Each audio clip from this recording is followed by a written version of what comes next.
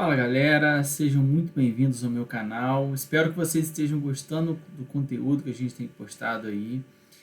Hoje a gente está no quarto vídeo falando sobre a Apache Kafka. Espero que vocês tenham gostado dos vídeos que eu tenho feito sobre a Apache Kafka. Muito conteúdo, assim, conteúdo denso, conteúdo que vale a pena a gente assistir com calma, entender. E se você não viu, não teve oportunidade de ver os vídeos anteriores, é importante você assistir para que você possa ter uma base para entender tudo o que a gente vai falar aqui hoje. A gente tem muito conteúdo para passar aqui hoje. É um conteúdo que muita gente não sabe, é difícil as pessoas falarem sobre isso, sobre a Apache Kafka, com relação ao que a gente vai falar hoje. E se você não me segue, se você caiu aqui de paraquedas, clica no joinha, dá um like aí no vídeo, compartilha esse vídeo com quem você puder e vamos nessa para mais um vídeo no canal aqui. Bem, no vídeo de hoje eu quero falar com vocês algo muito importante sobre o sistema de mensageria. Eu sei que a gente está falando sobre Kafka, né? O nosso foco aqui é Kafka, mas isso vale para qualquer sistema de mensageria, tá bom? Normalmente, quando a gente está falando sobre um sistema de mensageria, a gente está falando de trafegar uma mensagem de um lado para o outro, ou seja, do producer para o consumer. A gente já viu isso nos vídeos anteriores, né? E aí agora, só que no Apache Kafka, o ponto é qual é o padrão dessa mensagem que eu estou trafegando ali, né? Como é que eu padronizo essa mensagem? O que ela vai ter de informação, né? Vamos pensar no seguinte exemplo, né? Um exemplo prático. Eu crio uma API e essa API ela precisa consumir o dado ali em um formato específico, né? Se a gente está falando de um objeto JSON ou de um objeto XML ou uma estrutura que vai ter nome, que vai ter endereço, que vai ter telefone. Então, às vezes, para eu consumir essa mensagem, eu vou precisar ali ter o que a gente chama até de DTO, né? Aquele objeto ali que eu vou ler e vou trazer para dentro da minha API. Vamos imaginar que na versão 1.0 ou na versão 1 dessa API eu tenha os seguintes dados que eu preciso, tá? Nome, e-mail e telefone.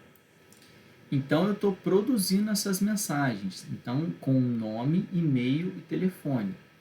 E aí o meu consumidor, eu conversei com ele, né, o cara que vai desenvolver, o que vai ler ali as mensagens ali que eu estou enviando, falei com ele, cara, olha, vai ter nome, e-mail e telefone. E ele começa a criar a aplicação dele, a forma como ele vai consumir, baseado nessa informação que eu estou enviando, né?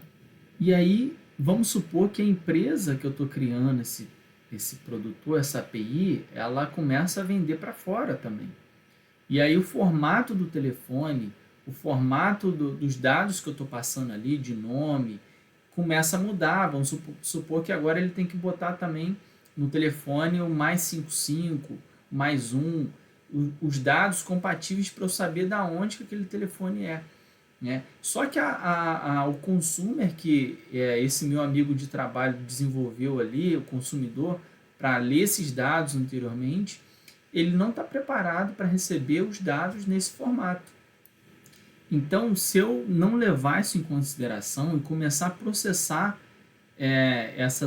esses dados de producer que estão entrando na minha API e começar a enviar esses dados, e os consumers que estão lendo, e inclusive esse do meu amigo que começou a desenvolver baseado nas informações que eu passei para ele não está preparado para ler esses dados de código de país, né?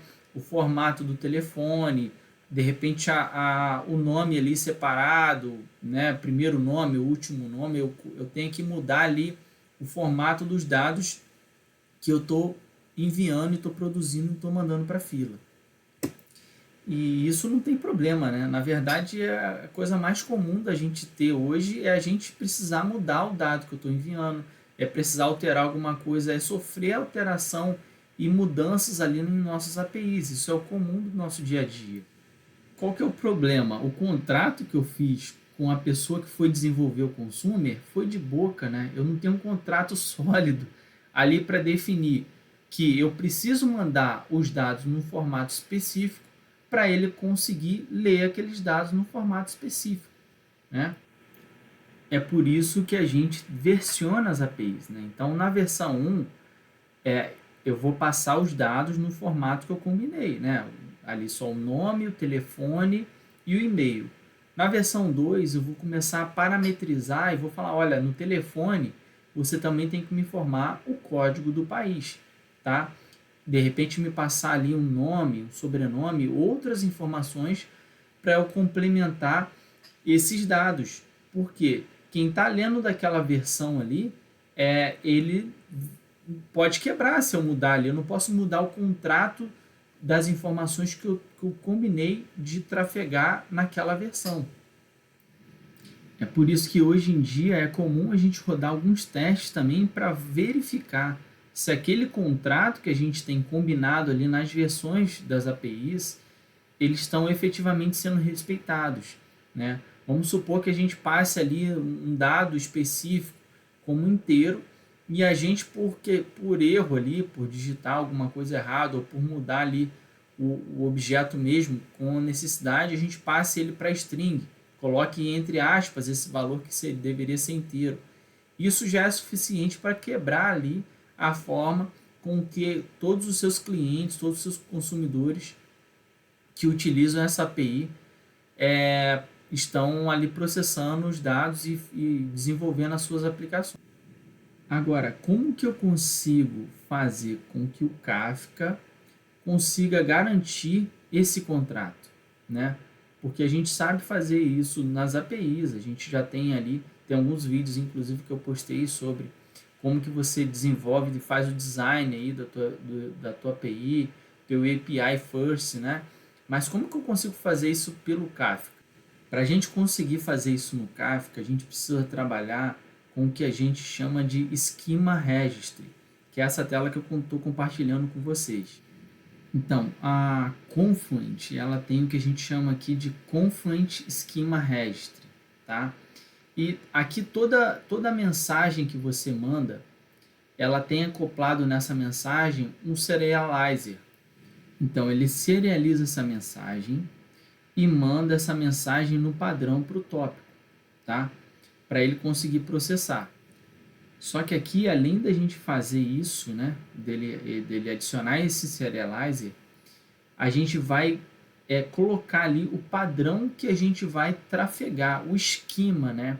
Ou seja, o objeto ali que a gente vai trafegar para o meu tópico, para ele poder ser consumido lá na frente. Ou seja, se ele vai ter um nome, telefone, qual o formato, qual o tipo, para ele conseguir bater e validar, ele sempre vai validar esse esquema para saber se a mensagem tem um padrão correto para trafegar ali para o tópico. Então, como é que isso acontece, né? Quando o producer for mandar a mensagem, ele vai colocar, olha, essa mensagem que eu estou mandando é da versão 1. E aí ele vai lá, o Schema Registry vai pegar, ele vai ler o Schema Registry, vai voltar. Isso vai ficar armazenado em cache para ele conseguir ler mais rápido, tá? Não precisa ficar indo toda hora lá. E vai processar e vai validar essa mensagem. Essa mensagem ela está nesse formato V1 correto, ela pode ser processada. Se ela estiver correta, ele vai serializar essa mensagem no padrão certo e vai mandar essa mensagem para o tópico, para ele conseguir processar, tá bom? Para ele conseguir ser consumido depois. Bem, e todo esquema ele tem um ID, né? Ele gera um ID. E, por exemplo, tem o esquema 1, 2, 3 e o esquema ID 4, 5, 6, né? V1 e V2. E aí, quando ele manda ele serializa essa mensagem, manda para o tópico e o consumer vai consumir essa mensagem, ele vai lá no Schema Registry e verifica, olha, eu vou consumir essa mensagem aqui que é do Schema Registry e a versão 1 que eu preciso consumir. E aí ele bate lá no Schema Registry e devolve essa mensagem para lá, para ele conseguir processar, para ele identificar se aquela mensagem quais campos vão ter e tudo mais, isso de forma, botar assim, automática. Então, com o Schema Registry, eu consigo validar o padrão que as mensagens são enviadas e o padrão que as mensagens são recebidas, né? Ou seja, são enviadas pelo meu producer, ele valida, e eu consigo validar no consumer também. Qual que é o padrão que eu preciso ler para não quebrar a minha aplicação, né? Então ele valida nas duas pontas com o Schema Registry, tá? Então eu nem consigo mandar uma mensagem se ela não tiver no nosso esquema correto. Se ela tiver alguma coisa aqui que não consiga ser validado com o Schema Registry que a gente tem disponível, seja V1, V2 ou qualquer versão que você precise enviar, ele nem vai ser, essa mensagem ela não vai ser nem mandada. Existe esses padrões, eles são aqui, aqui mais para baixo aqui, ó, não sei se vocês estão vendo, é o IDL, que é o Interface Description Language, tá? Ou seja, a partir dessa interface eu consigo definir padrões ali para o meu esquema registry. E basicamente a gente vai falar aqui sobre dois padrões, que é o Apache Avro e o Protobuffer, tá bom? São dois tipos de padrões que podem ser criados ali no nosso esquema registry para conseguir validar esses tipos de mensagem. Qual que é o tipo, qual que é o meu esquema para eu conseguir ter um contrato bem definido, tanto no meu producer quanto no meu consumer. O Apache Avro, por exemplo, ele nada mais do que um JSON, que está aqui do lado, ó, bem pertinho de mim aqui, ó. Opa! Aqui. E ele é um JSON que você vai definir o namespace, né, que é ali o nome da entidade, né, vamos botar. Ele vai ter ali o tipo, o nome do objeto, né, e ele vai ter os campos que você consegue definir o nome do campo e o tipo do campo, se é um campo long, string, e tem aí dezenas, diversas formas e diversos tipos que você pode ter aí nessa definição de esquema registry com Avro, tá? E aí você salva isso aqui lá no seu esquema registry e aí ele valida os tipos que estão chegando, o nome da mensagem e tudo mais. Então, sempre quando eu mando uma mensagem, ela vai ter que estar nesse padrão aqui. O timestamp, o campo timestamp vai ser um long, o campo src vai ser um tipo string, o campo host vai ser string e o campo raw data vai ser um byte, né? Um array de bytes aqui. Então, eu consigo definir os tipos, os nomes que a minha mensagem precisa ter para respeitar esse contrato. E agora a gente vai falar um pouco sobre o Kafka Streams, né? O Kafka Streams é uma ferramenta poderosíssima do Kafka, né? Você consegue gerar ali processamento de dados em tempo real, bibliotecas de transformação utilizando ali, né? A gente consegue gerar esses caras ali no próprio Kafka, né? E isso é muito interessante, né? E o que é o Kafka Streams? Bem, o Kafka Streams ele não é um servidor, ele não é um componente externo, ele não é assim, eu não preciso subir, provisionar nada para rodar o Kafka Stream. O Kafka Stream basicamente é uma biblioteca Java, que você consegue criar esses caras aí para poder ser processados e consumidos. Então, se você tiver qualquer aplicação, importar a biblioteca Java, você já pode começar a produzir esses streams de dados, né, e através do Kafka, tá bom? Então, pensa bem, eu tenho ali uma biblioteca que está conectada ali num tópico do Kafka ou em algum outro lugar, está processando esses dados numa velocidade grande e transformando esses dados e jogando de repente para outro tópico, né? Então, basicamente, eu consigo fazer ali diversas operações de enriquecimento de dados, eu consigo jogar dados de um lado para o outro, eu consigo disponibilizar esses dados num tópico ali para ser processados mais para frente. tá? E fazer algumas operações aqui que me permitam essa manipulação e um volume grande de dados, tá? Então, só para a gente dar um exemplo aqui mais real, imagina que eu tenho um source aqui da minha informação, um producer, utilizando o Kafka Connect, só como exemplo, tá? Não precisa ser um Kafka Connect. E aí ele vai mandar esse Kafka Connect, vai abrir um tópico aqui no nosso Kafka, né? E aí eu vou ter essa minha aplicação aqui lendo desse tópico e gerando um stream aqui de dados. E aí eu posso estar mudando aqui nesse stream de repente o tipo de algum dado que está vindo, eu posso estar mudando de repente o nome, tá em caixa baixa, eu quero colocar em caixa alta, eu posso estar ali fazendo um somatório daqueles dados, tá? Eu posso estar gerando um resultado de soma, agrupando aquelas mensagens ali, e aí eu devolvo essa informação para um outro tópico aqui do nosso Kafka, né? E ele volta para o Kafka Connect aqui, o Kafka Connect está lendo de um outro tópico e pode fazer um sync aqui, de repente, com Elasticsearch, com algum outro componente de saída aqui do Kafka Connect, tá? Esse é um exemplo que a gente pode trabalhar com streams, tem vários. Aqui é um outro exemplo, ó. Vamos supor que eu tenho uma aplicação aqui, um producer gerando dados aqui para um tópico do Kafka, do Kafka Cluster, e aí eu tenho streams aqui rodando e processando e lendo desse tópico, tá?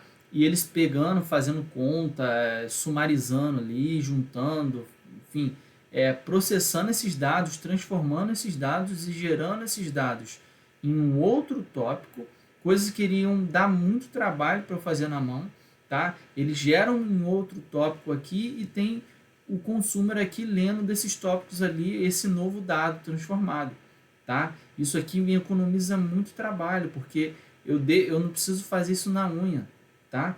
Eu consigo ter escalabilidade, ele tem escalabilidade, ele é alta tolerância aqui, né? Ele com tolerância a falhas, ele tem, né? Eu consigo escalar esse ambiente para processar muitas mensagens, como a gente já falou nos vídeos anteriores, e isso me garante aqui uma produtividade e eu consigo só trabalhar naquela peçazinha ali que eu vou fazer. Esse stream aqui vai processar stream do meu financeiro, esse stream aqui vai processar dados do meu RH, então eu consigo quebrar aqui em pedaços e ter escalabilidade aqui no desenvolvimento. E agora a gente vai falar sobre um carinha chamado KSQLDB, né? Para quem está acostumado com banco de dados, isso aqui está bem parecido, né?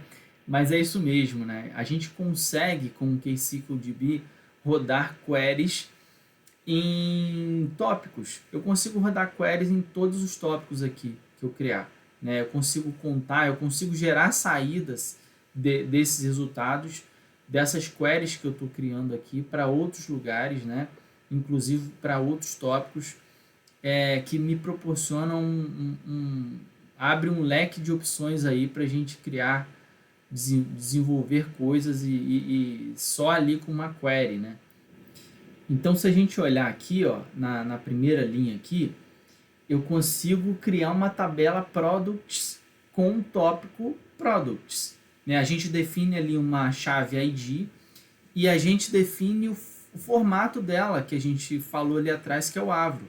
Então eu sei quais, eu consigo garantir que através do nosso esquema registry que a gente falou, que esse tópico ele só vai receber dados no formato definido lá pelo Avro, né? E aí na segunda linha ali eu consigo fazer, ó, select ID name price from products e emit changes, que é o que a gente sempre roda aqui, né? Então eu consigo fazer uma query toda hora nessa tabela e à medida que ele for recebendo, o tópico for chegando, ele vai colocando esses itens de produto nessa tabela que a gente criou, né? Eu consigo fazer joins, eu consigo fazer diversas coisas com o KSQLDB, tá? Inclusive, inclusive, a gente consegue criar tipo views, tá? Para a gente conseguir juntar esses dados numa view. Só para a gente ver aqui, ó, embaixo, né?